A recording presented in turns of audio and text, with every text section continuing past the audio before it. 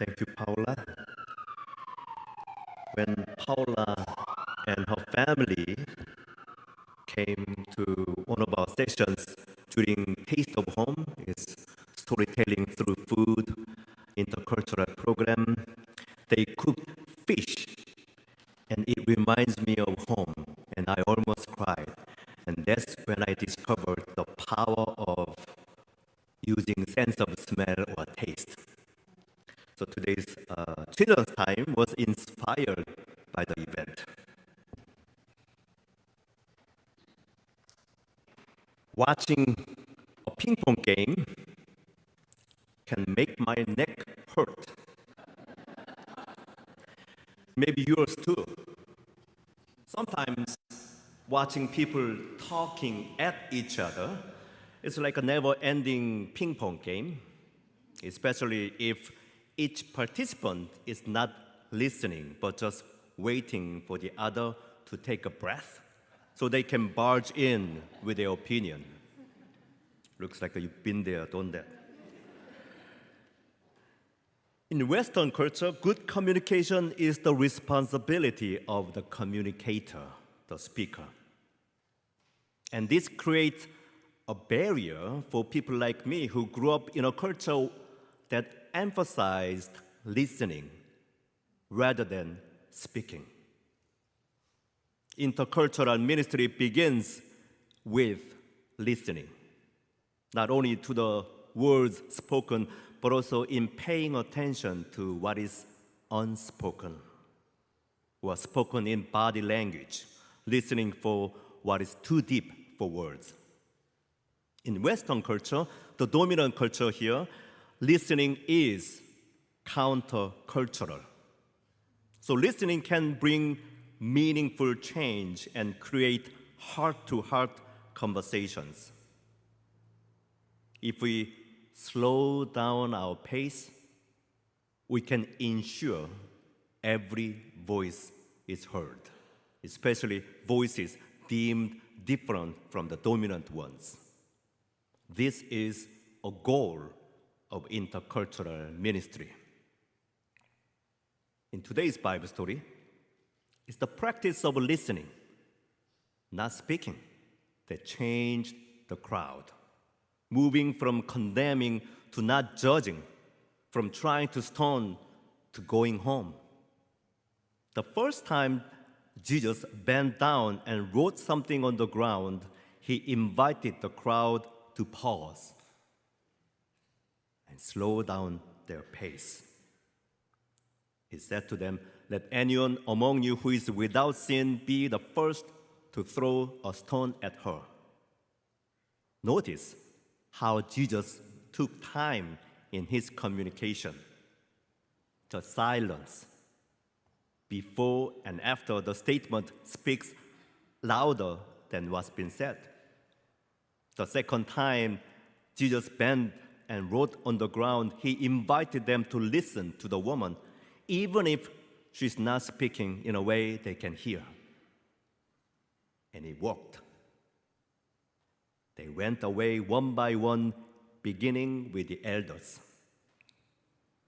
A change is possible when we take time to listen, because it creates space for the Spirit to touch us.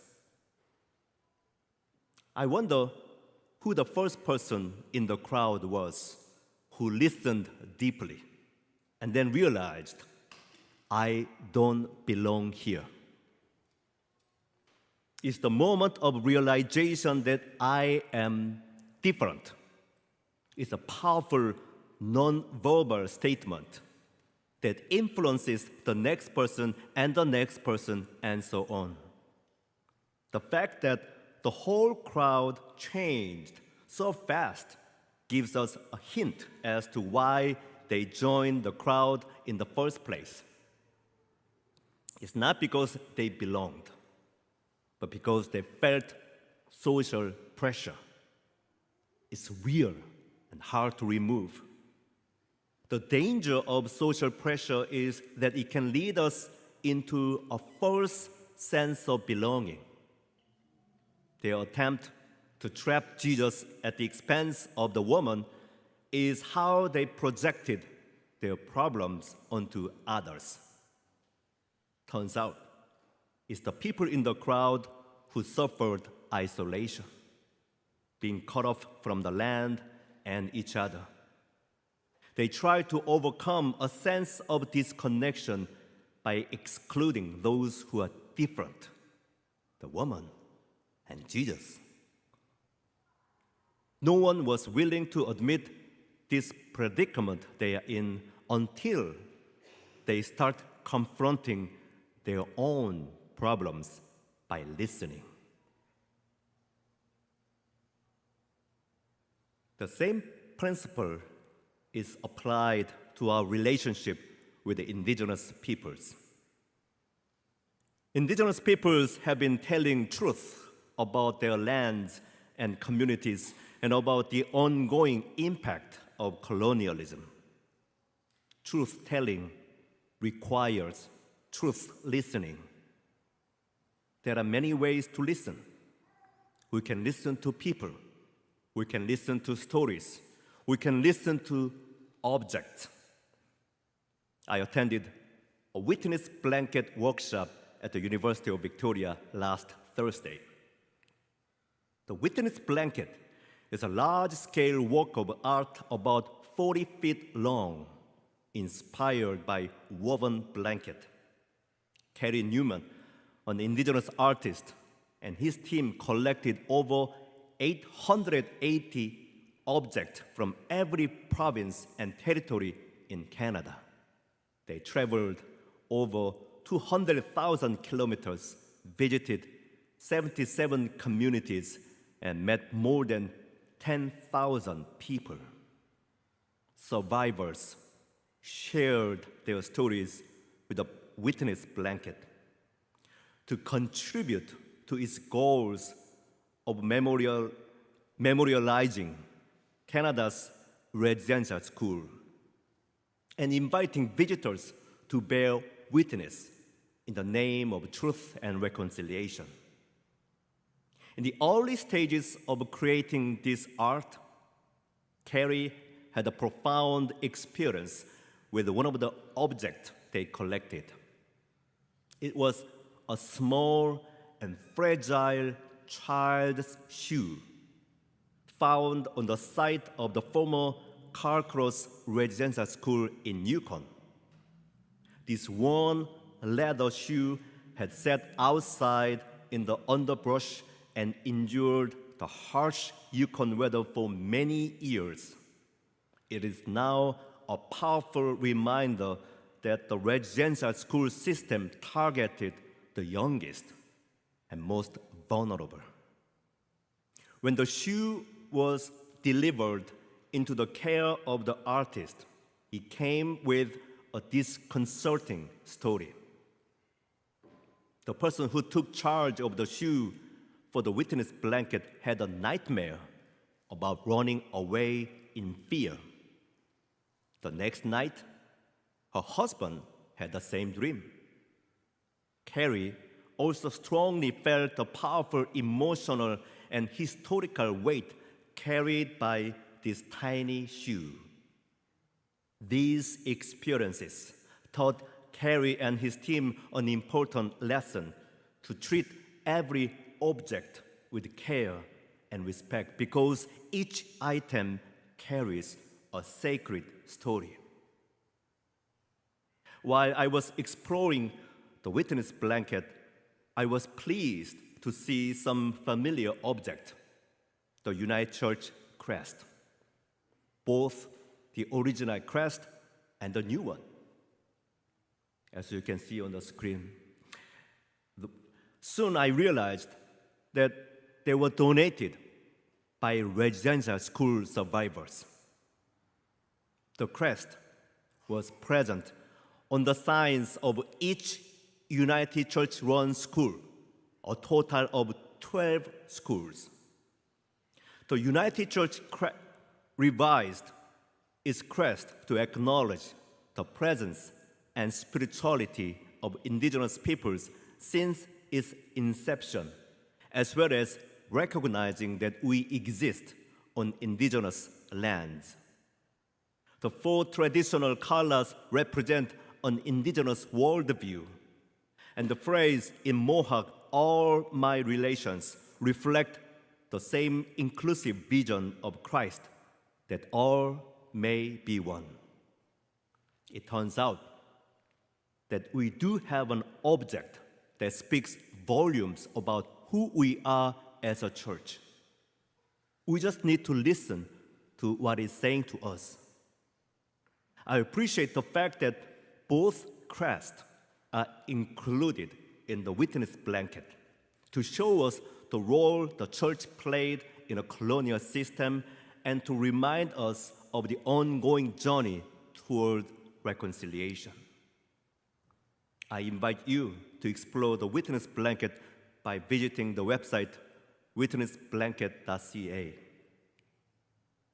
I believe reconciliation begins when we start confronting our own problems by listening deeply. It is our work. The attempt to build a new society at the expense of indigenous communities proved wrong. Nobody can claim they belong by excluding others.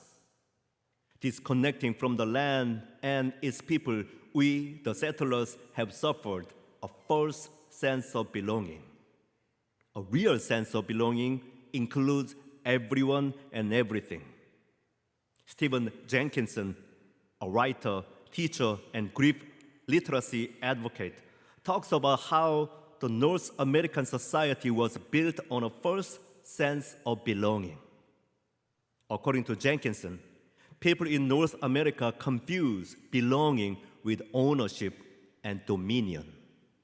He said belonging is not the absence of isolation or loneliness. The prefix be is to intensify or deepen. So belonging means the intensification of longing, not the end of it. To understand belonging, we must clarify what longing is about. Longing is different from desire. They are not synonyms. Desire signals we are living in the absence of what we desire, whereas longing puts us in the presence of what we long for. So living in longing is antidote of living in desire. Let me give you an example. Whenever I feel homesick, I crave comfort food. There are certain dishes I can make, but there are certain other dishes that I grew up eating but I can't make because either I can't get the right ingredients or don't know how to prepare. I desire those dishes only to increase my homesickness. I have learned another way to deal with my homesickness. I call forth my ancestors, those who have gone before me, but whose presence continues to nurture me. I sometimes pray that I can meet them again in my dream. Sometimes they do come and visit in my dream. My deep longing for my ancestors keeps me connected in a way that I cannot explain. But I do know that they are always with me. I just need to remember that. I apply the same principle to all of those who have shaped who I am today. Some of them I only met through books, but sometimes I feel closer to them than anyone else. My circle of trust and care, made up both the living and the dead, continues to provide what I need for the journey: inspiration, encouragement, and yes, a sense of belonging. Let's move away from narrow definitions of belonging. The conventional understanding of belonging is that we can only belong to certain groups while excluding others, consciously or unconsciously. This is based on the notion that we are fundamentally separated beings. The fact that belonging matters more than ever before shows us that people suffer from disconnection more than ever before.